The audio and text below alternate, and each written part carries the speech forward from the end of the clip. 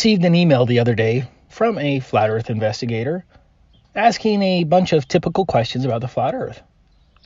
In his email, the investigator included a link to one of the many YouTube promoted flat earth debunking videos out there.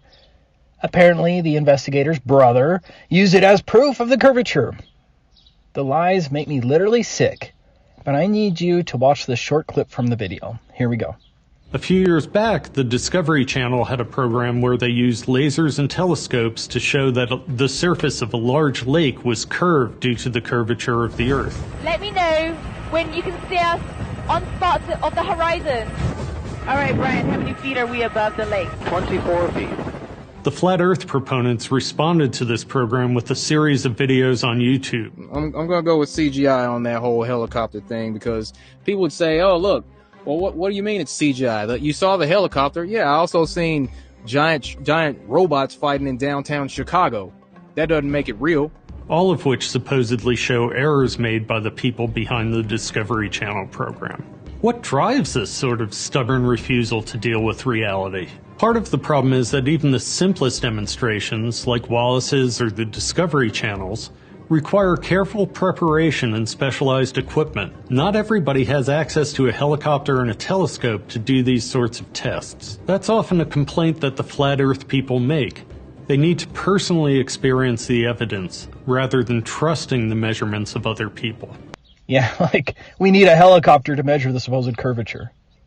But I do think it's awesome that D. Marble got it absolutely right. But we'll get back to that. It's also funny that that's the same D. Marble who proved with a laser that there was absolutely no curvature at a distance of 10 miles, much further than the Discovery Channel's bogus helicopter claim. But what makes the PBS video, and to be clear, it wasn't the Discovery Channel, but PBS's series called Genius, but what makes the PBS video so rotten is that this helicopter event was entirely fabricated, and it's provable. I made a video on it a while back. Remember, PBS claimed that the helicopter descended behind the curvature and then came up from behind the curvature of the Earth back into view of the telescope. But as you will see, when the helicopter descends, there is a group of birds with a peculiar flight pattern.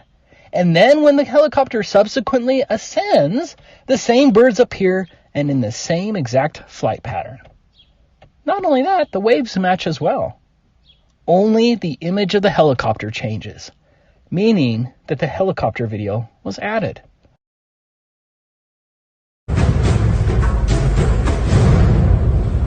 As it lands,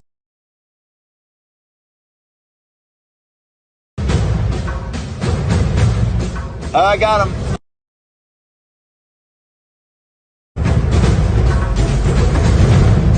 I got him. As it lands,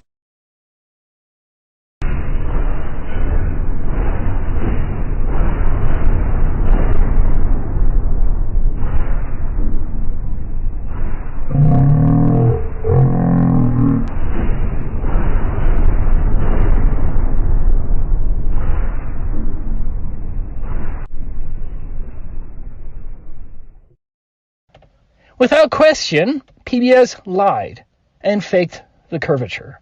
And this isn't some simple mistake.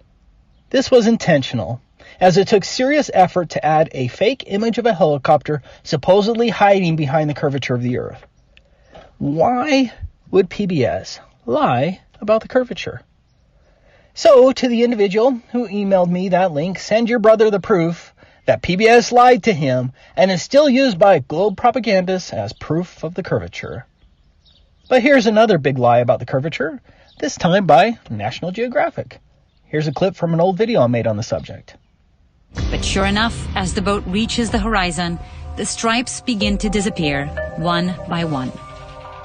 It's pretty amazing. You can actually see it pretty clearly with this camera here. And you see that the red stripe that was at the bottom has completely disappeared, and it's now getting closer to sort of the middle green stripe, that is. So we've lost about 1.5 stripes.